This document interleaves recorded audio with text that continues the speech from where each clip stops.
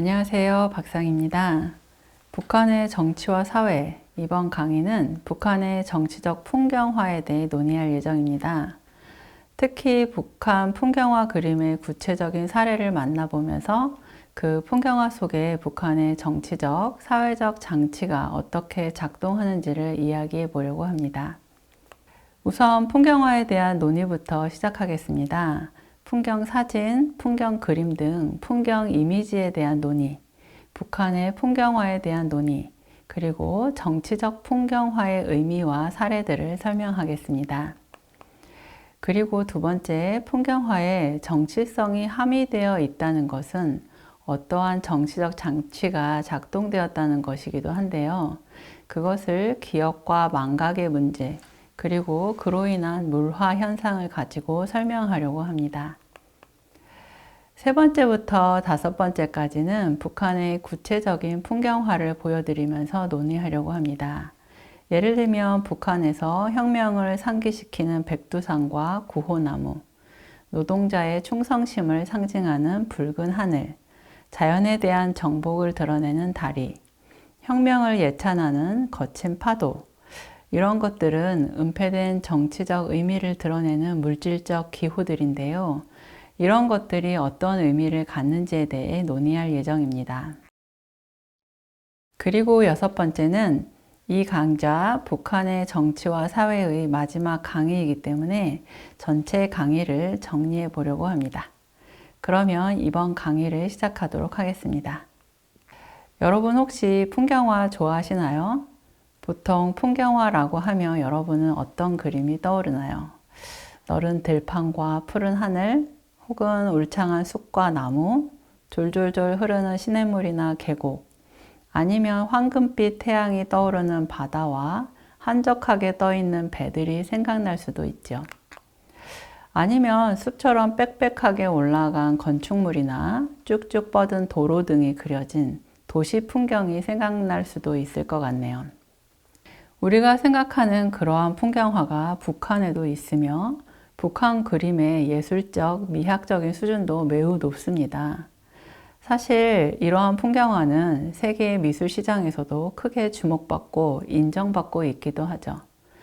최근 북한 연구에서도 북한 미술에 대한 관심이 증가하고 있어 매우 고무적인 일입니다.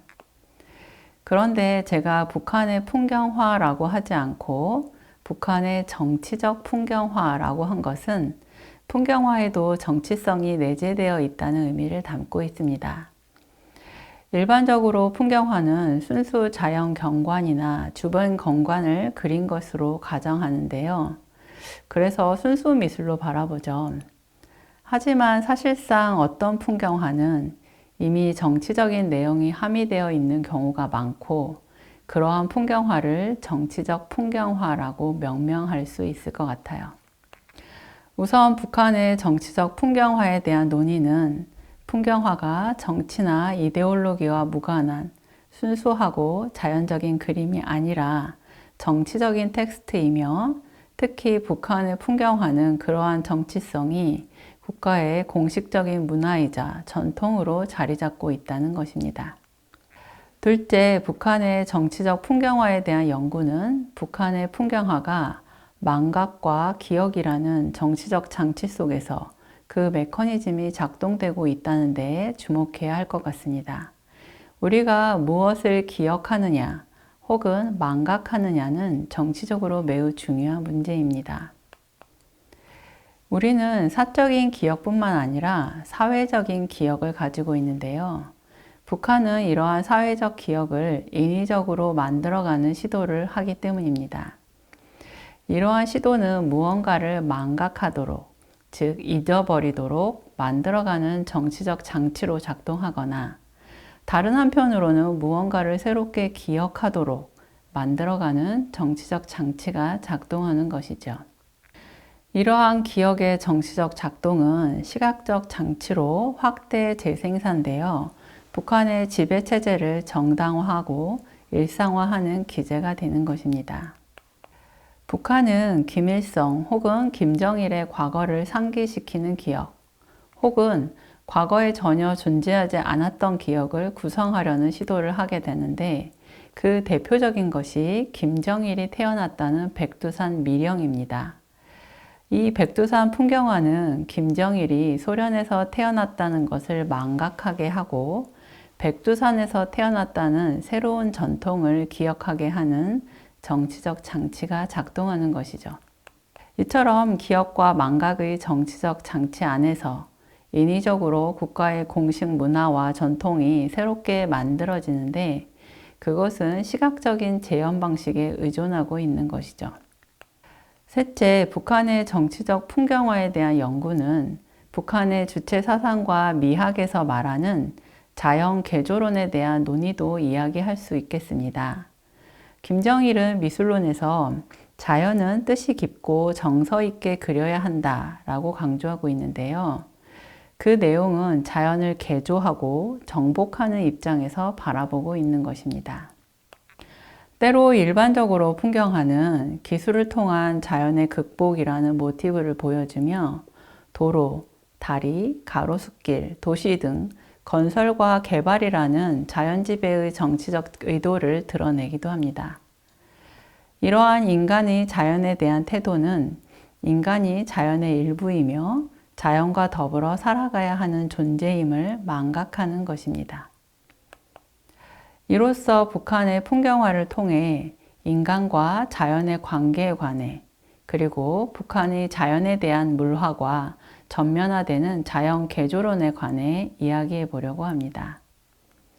이 강의에서 대표적인 풍경화 사례로 선정한 작품들은 북한의 미술과 미학 저서에서 공식적으로 인정하고 있는 작품들을 중심으로 소개해 드립니다. 그 그림들 중에서 백두산을 중심으로 한 미령집과 정일봉, 혁명 전적지와 혁명 사적지의 대표적 상징인 구호나무, 노동자의 충성심을 의미하는 붉은 하늘, 자연 극복의 상징인 다리 등 물질적 기호들이 만들어내는 정치적 의미들을 만나볼 것입니다. 그러면 정치적 풍경화란 무엇인지 먼저 논의해 보아야겠습니다. 이 정치적 풍경은 마르틴 바르케의 저작 제목입니다.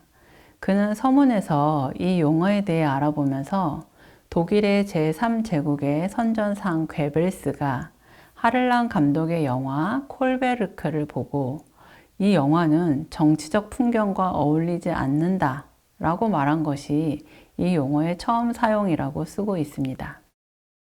그리고 1849년 3월 26일자 미술지 쿤스트 블라트에 실린 에른스트 괴르스터의 최근의 예술협회 활동 가운데 가장 흥미로운 그림에 대하여 라는 제목의 글에서 정치적 풍경이라는 용어를 발견하기도 했습니다.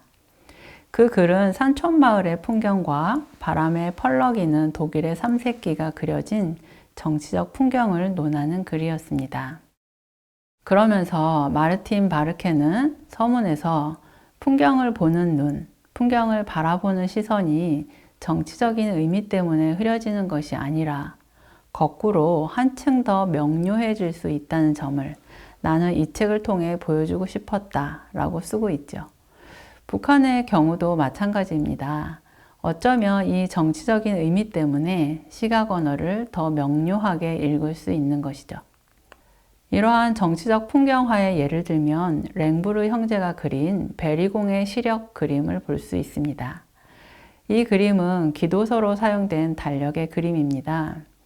15세기 프랑스의 한 왕자가 주문한 베리공의 매우 호화로운 기도서가 바로 그 주인공인데요.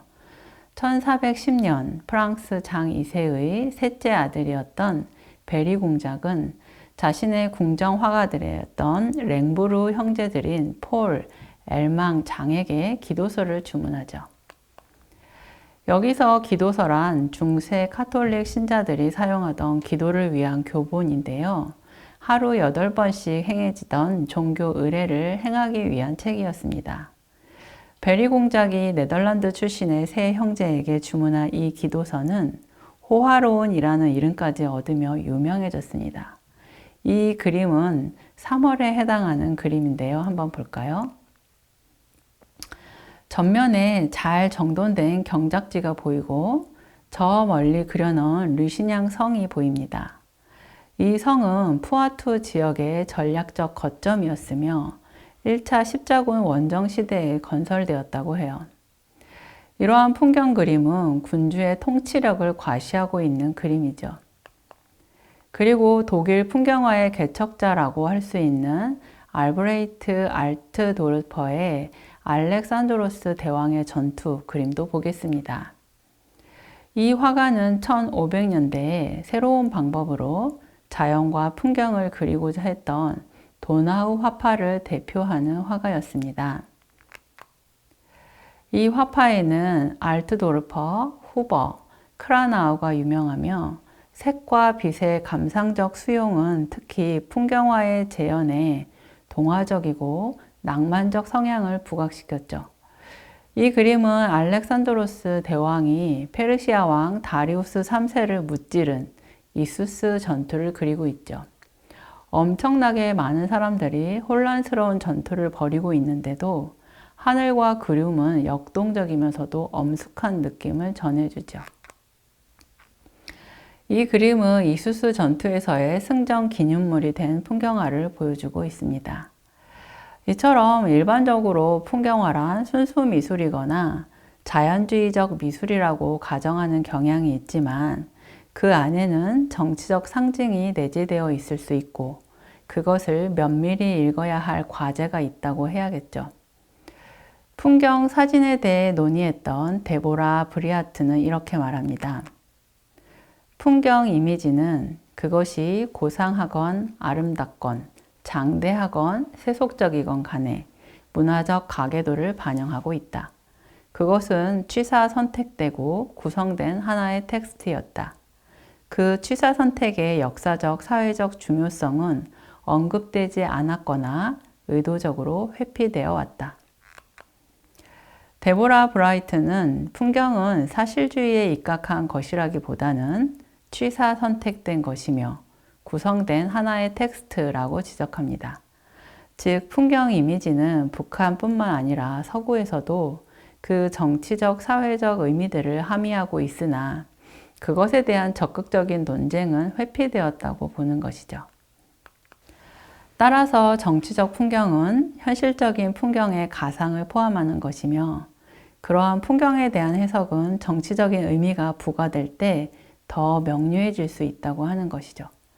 특히 북한의 풍경화는 백두산의 미령, 정일봉, 혁명전적지, 현명사적지, 구호나무 등 그 자체가 김일성, 김정일을 상징하거나 정치적 의미를 가지는 것으로 받아들여지며 그것은 국가의 공식 문화로 자리 잡아왔죠. 그럼에도 그러한 정치성은 회피된 채로 세계 미술 시장에서 북한의 풍경화를 그린 조선화가 순수한 미술로 거래되고 있기도 합니다. 네, 이번 차시는 여기서 마무리하겠습니다.